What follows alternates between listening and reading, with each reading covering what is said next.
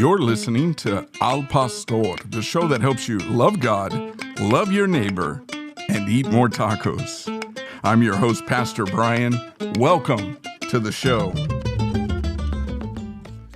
Well, hello, friends. I want to welcome you today to the podcast. We're going to be covering Genesis chapter 25, verses 1 through 18. And if you've already read this, perhaps you had a temptation to say, what in the world is going on? Or what did I just read? Or what can I get out of this? So today you're in luck. I'm going to give you just a few things to think about, and perhaps you might study something a little bit more in depth as a result of this podcast today. So let's just dive right in. There are three particular sections in here from our reading. So we see the first section really is the first six verses. And what this is communicating to us is a continuation from what we've been looking at this week in the life of Abraham towards his son, the promised one, right? Isaac, and the beloved son, because this is where the promise is going to flow through. So Abraham is continuing his stewardship. I use this word intentionally, his stewardship, his partnership with God, so that the plan, the purpose, and the blessing can move on to the next generation. These are some of the things that we've touched on over the last few days. So Abraham is continuing on. There's going to be a transfer of the patriarchal system from Abraham to Isaac. Now, what we read yesterday is we saw the shift from Sarah to Rebekah as the closing scene of Genesis chapter 24 ends with Rebekah entering into the tent of Sarah. And so now as we are approaching here, and today we will read of Abraham's death, we're seeing this transfership of this. And so this tells us that we, again, have to steward and do everything possible ourselves to make sure that this next generation is prepared and we've done everything in our power for this transfer of the blessings that we've received. And ultimately, what's the blessing? It's the person of Jesus Christ. It's our redemption. It's our salvation. Now, we're going to see the transfers of goods here as well. But in reality, the greatest transfer is going to be the blessing, the promise, the presence of God in the life of Isaac. So we see that Abraham took another wife. Her name was Keturah. And in verse number 6, it's very interesting because it uses the word concubines. And you may say, hold on, what do you mean concubines? And so we've got to be really kind of careful here to make sure that we understand the way that the Bible defines words. And today, concubine just sounds kind of strange, right? A concubine, some people would think like a sex slave or something of that nature, but that's not necessarily the case in its usage in the Bible. So if you wanted to do just a little bit of a deeper dive, you would conduct a word study on that word, and you would look at every instance, and I have already done that, and I'll just give you just a brief summary, but that doesn't mean if you're interested that you shouldn't do this yourself. The word concubine is used 37 times within the Bible. And so most likely Keturah was part of the household of Abraham in the capacity of a servant. And so when he married her, of course, she would be called a concubine. Now, the word here is definitely plural, meaning more than one. So who else is there besides Keturah? Well, this would include Hagar, right? So Hagar was a maidservant of Sarah. So, of course, the word is concubine. Now, we see that this correlates in the book of Chronicles as well. And let me see if I've got the little note on here. I do. It's 1 Chronicles 1, 32 and 33. Even the book of Chronicles calls Keturah a concubine.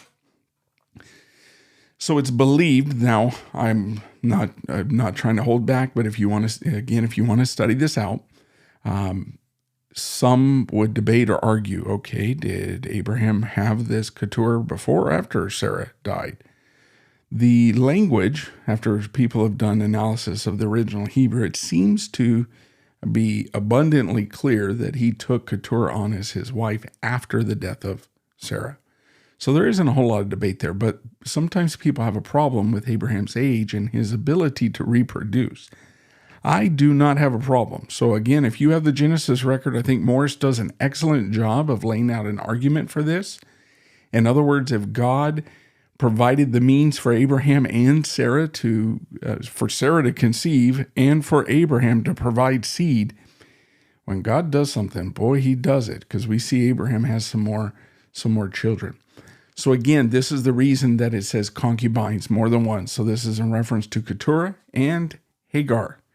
And so, of course, he had more children. We see this as a fulfillment of the promise of God. If you remember, he said, you will be a father of many, many nations. Now, what's this whole deal with Abraham sending them off to the east? Well, it has to do with the promise and the provision. The promise includes not only the seed, which is Isaac, the lad, the boy, but also the land, right? And so Abraham, out of necessity, needs to provide no ambiguity, number one, to who the promised heir is. It is Isaac. And number two, without any competition to the land. Now, think about the experience that Abraham has already had. If he's going to bless these children, including Ishmael, because we see this indicated in the text, he's going to provide them with gifts. What happened with him and Lot? Do you think Abraham learned his lesson? Competition, strife? So I think we're beginning to understand. So he sends them off because the land is very, very important. And Isaac is I said this a couple of days ago, at least I think I did. I either said it in a podcast. I said it somewhere, okay? I don't know if it was in Bible study or a podcast. Isaac never leaves the land. So this is what we see here. So again, let's just review what the point is here. Abraham is making the final preparations for this transfer, the transferring of the blessing of the patriarch. And again, this is our responsibility as well. So wrestle with that a little bit on the concubines. You might be uncomfortable with the language, but it is what it is. And again, 37 times it's mentioned in the Bible. Sometimes it could be bad. Sometimes it's just a word to indicate someone that is could be your wife, but if she was a servant of your household. We'll see this come up again with Jacob. Okay. The next portion of this, of course, is verses 7 through 11. So we see the death of Abraham. Now, remember, God had prophesied. God told Abraham in the blessing, in the covenant, that he was going to live to a ripe old age, didn't he? And that he would be gathered together there in the land. So look how long Abraham lived, 175 years, and he was gathered to his people. His sons bury him in the very cave that he purchased. We will also see this is the cave of Machpelah, right? Which is tells us in verse 9, which is before Mamre, and the field of Ephron, the son of Zohar, the Hittite, and of course Jacob and Esau.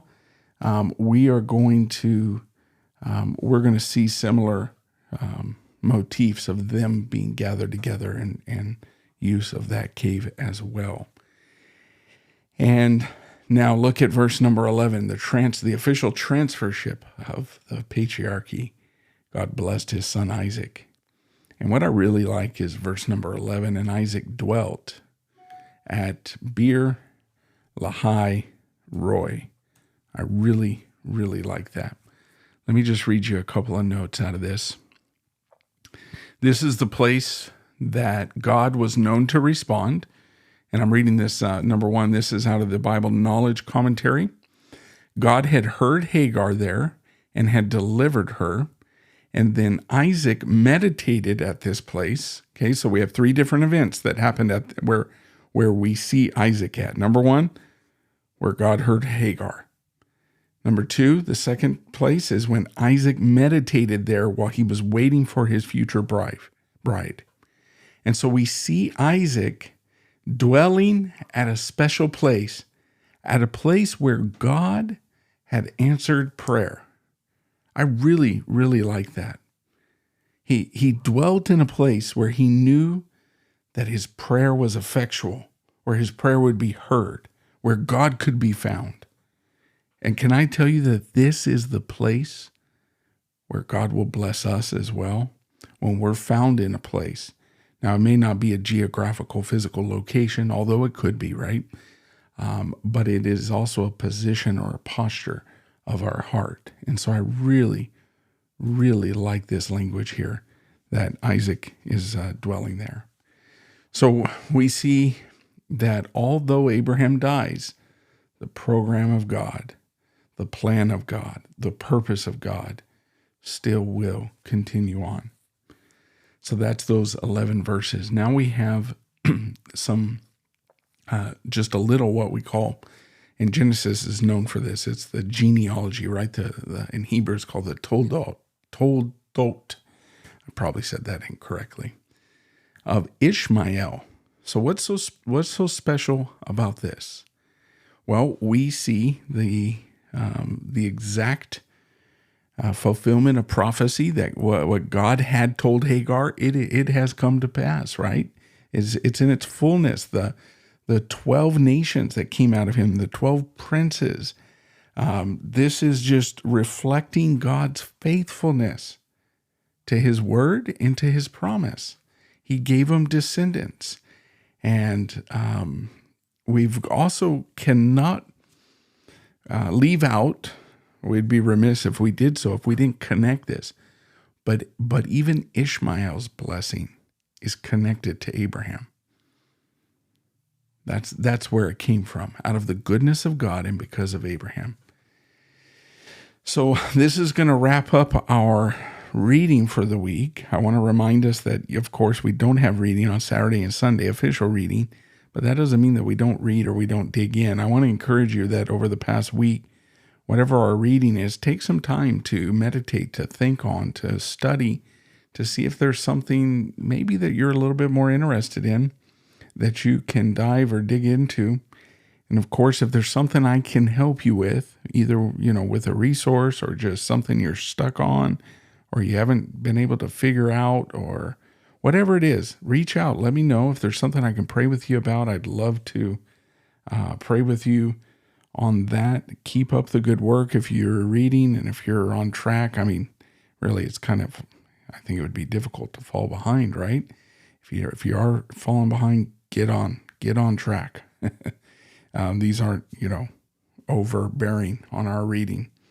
And so I hope we have a great weekend. I'm looking forward to Sunday. And with that in mind, we'll see you on the next podcast.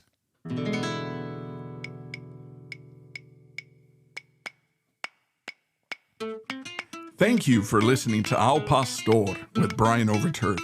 If you found value in this, please subscribe and get updates most places podcasts are available.